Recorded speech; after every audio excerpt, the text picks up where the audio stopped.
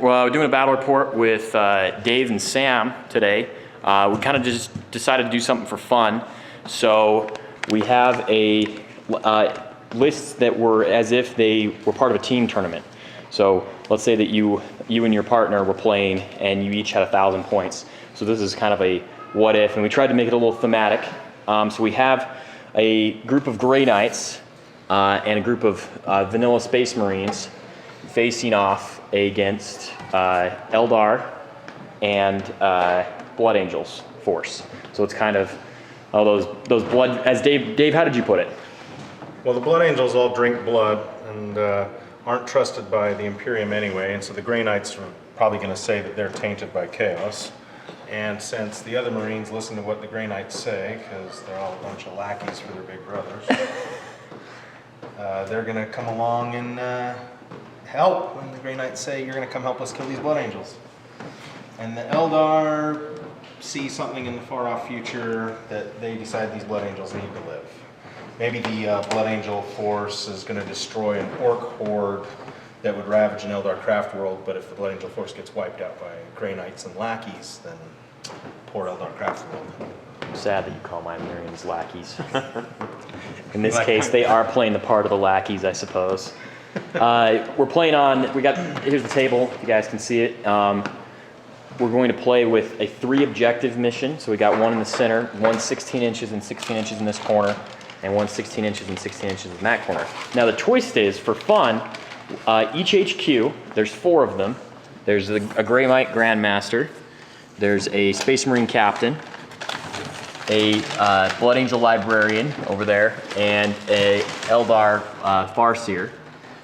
When they count as an objective that their controlling player always controls as long as they live, and cannot be contested. But if they die, their body goes away, and we replace it with one of these guys, which then becomes a regular objective. So it's kind of a little bit of a headhunting mission. That's a cool twist. I like it. So cool. And we have pitched battles to set up. You guys want to roll off to see who goes first, and we'll go from there. So 6 for Dave and a 4 for Sam. Dave, are you going to go first or second? I'm pretty sure I'll go first. And which table do you want? That side since you're there, I'm or already over here? They're pretty equal. Okay, cool. They'll set up and we'll go from there. Corner. It's literally barren. Oh yeah. While Dave's setting up, we'll just go over the forces for the Grey Knight Space Marine force. So we've got a drop pod with stern guard, combi meltas, and 2 melta guns. So they'll drop out of the sky and blow stuff up.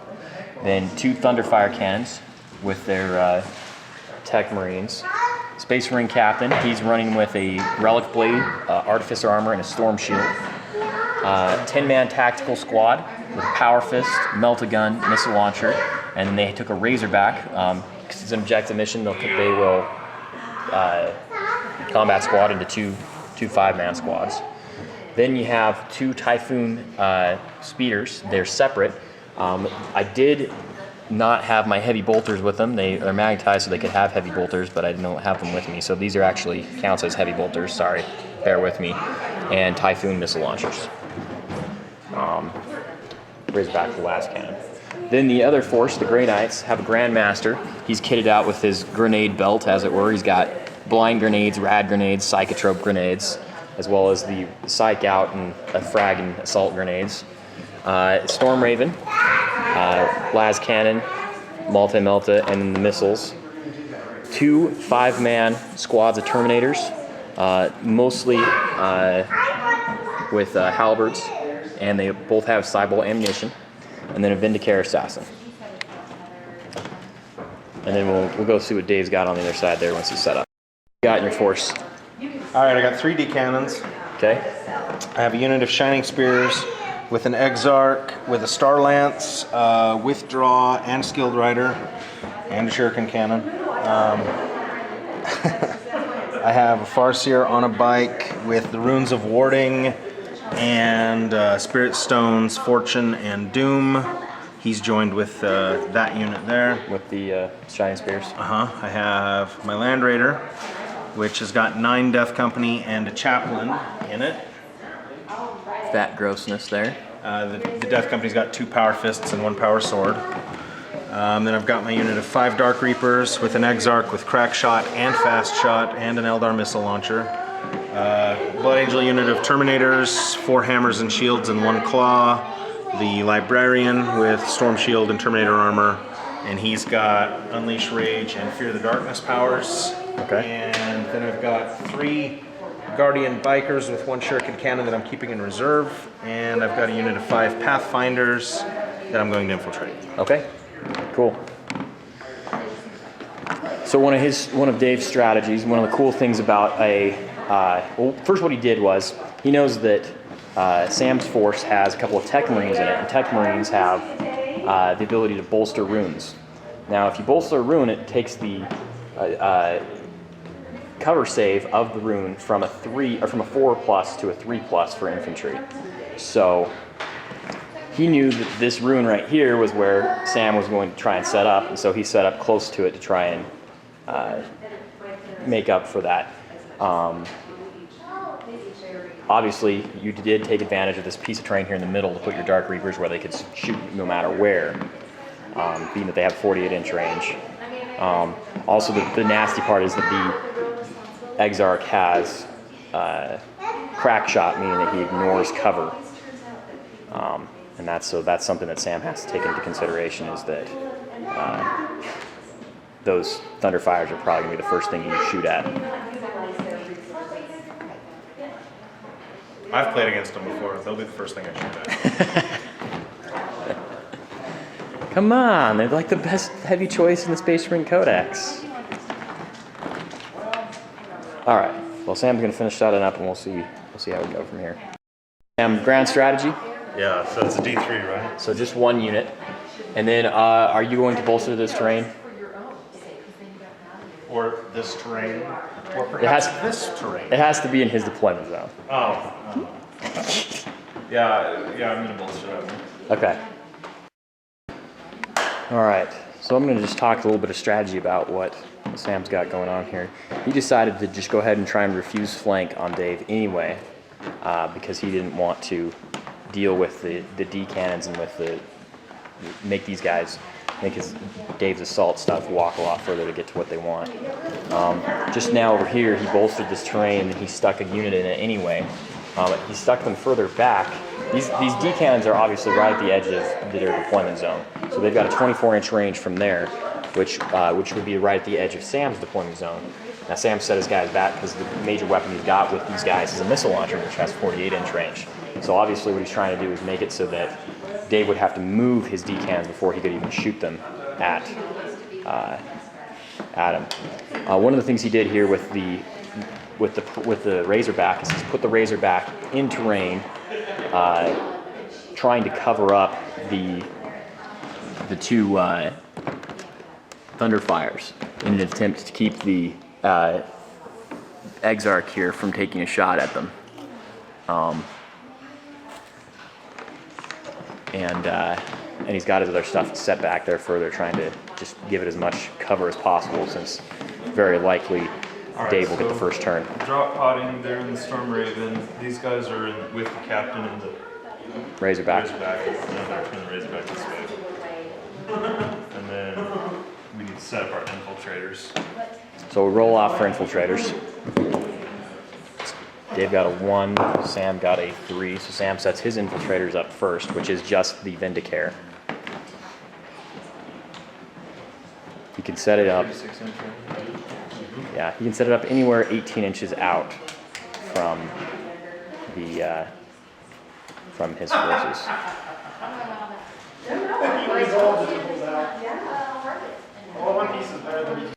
Sam's going to attempt to seize the initiative. Nope, not on a 3, which is what that is. We can't quite tell. So Dave will go first. All right. I'm going to cast Fortune on my Reapers.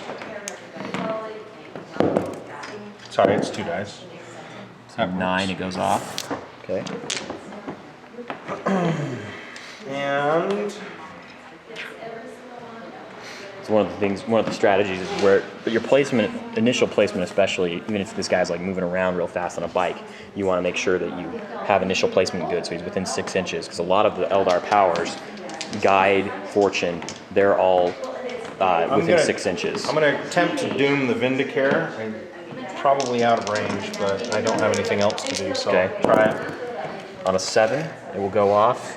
He is out of range of the Vindicare, so Doom does not go off. And with that being said, we shall move. So he's moving around. One of the things that I want to talk about is Sam set his Vindicare in the middle piece of terrain there. And what that means is, since he got to set up first, is it forces Dave to set his guys up further away. Anytime that you set up infiltrators that are out in the open that can be seen by any deployed unit, they have to be at least 18 inches away. So Sam basically put his Vindicare in the middle so that Dave couldn't put his couldn't put his Rangers in the middle.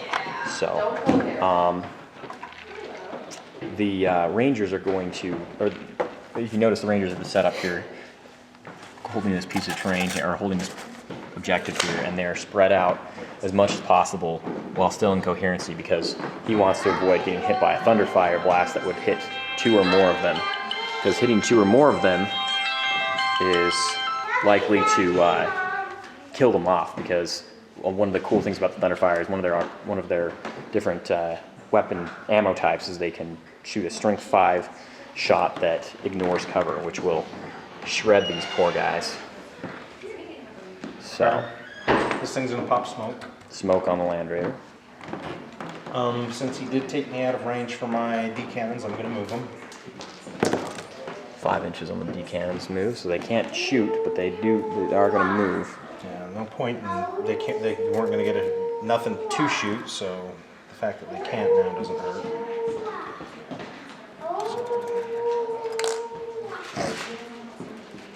Magtaz guy came off. We're going to let him finish his movement. We'll come back. Move. Okay, so I drove the Land Raider 12 inches, pop smoke.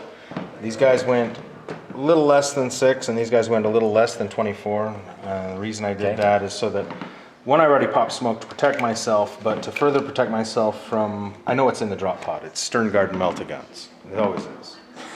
So now, Why not? I've made it that much harder for them to even land within 6 inches of the Land Raider, because that's really their only target that I see. I mean, I guess they could nuke my D cannons, but Kind of like a what? Well, what do you care? so that's it. That's my move. D cannons moved. That's it.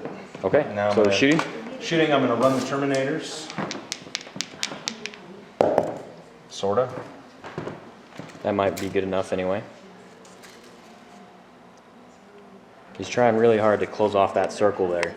The only potential now for the Stern Guard is if they can drop right on that tree, basically. Right, and the vehicle can't even land with it. You can't even place it within an inch of. Within an inch of any enemy model. So.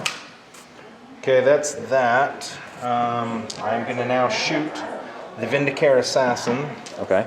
I'm going to use Crack Shot for the XR. Ah, it's just going after the Vindicare, not even trying to get the Thunderfires. DV with the XR. Checking true line of sight. No, I can't. Oh, the XR can't even see him.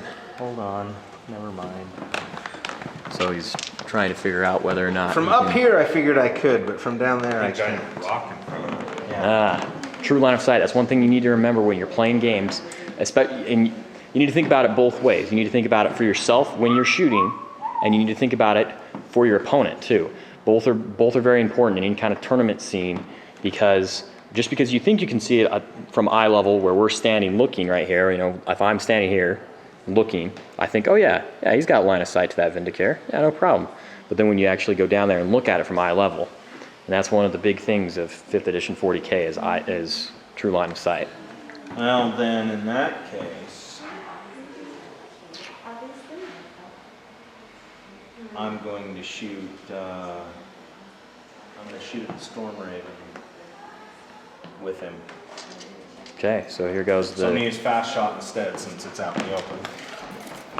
That is a big problem with the Storm Raven. It's a big model, and the base that it comes with is the base that it's supposed to have. You're not supposed to cut it down. You're not supposed to trade the base out. 2 hits, 2 pens. 2 pins. Holy cow! So fast shot on the Exarch there. immobilized it, and stunned it. and stunned it. Sweet. So, and here's another rule that Sam's about to show you right here. If you have a vehicle that's on a flying base and you can take it off the flying base, you are supposed to take it off the flying base. None of the, oh, well, in this situation, I would rather, you know, keep it up on top of that. No, it's supposed to be off the flying base. So, Well, to circumvent that, you can just glue you it to you the could flying glue, base. yes, you could glue it to the flying base in that case, but most people don't because of transportation. It makes it really hard to transport your Storm Raven to the tournament in the first place. Glue it at the tournament. That's true. If you want to be a total cheesy butthead, you could do that. I don't think there's something to be said about that. Working within the rules, and some people don't think it's a very honorable thing to do or fair, but it's in the rules. So I mean, if you could do that, and nobody could really say anything to you about it. I'm gonna shoot these Terminators with my Pathfinders. Pathfinders are going after the Terminators. The majority of his unit is elevated above the guys that are in between, so he won't give cover to the Terminators. I will. I'm shooting through my own unit. As soon as you shoot through a unit, you are. Even though the majority of your unit is above them. Oh, you're right. Because the way, and this is a complicated rule. This is something that a lot of people tend to forget. The rule about shooting through another unit, one of your own units, therefore you give cover to them, is only if it applies in true line of sight, and only if it applies to the majority of the unit. So the majority of his skies are up above these guys that are in between. So they have a clear shot. They have a clear shot at those Terminators right over the heads of their Vikers. He hits 3 times. And that one's AP1. An AP1 on the one there. That's the advantage of Pathfinders. One regular rend. save. Oh, it's a rend. Yeah, that's bad news. And another. So 2 in-bone saves for those Terminators. Now Sam has to decide where he's going to take those shots. He's got 5 guys, and 3 of them are armed with halberds, 2 of them are armed with swords. The advantage of a halberd in close combat is it gives them +2 initiative. The advantage of the sword is it gives them +1 to their invuln, but only in close combat. Yeah, I'm gonna take on swords. So 1 sword, 2 sword. Both swords have died. And a 3 pin there, check. and a 1. Well, I'm You can see it. 25% of the unit, right? Yeah, morale check. First pin and then morale. So he'll take the pin check. They're fine on a 9. Isn't there? No, their leadership is 9. Terminator's leadership is 9. Any Space Marines, and they're fine on their morale as well. Any Space Marine veterans, Terminators included, have a leadership of 9. Okay. That was it. So that's Dave's turn 1.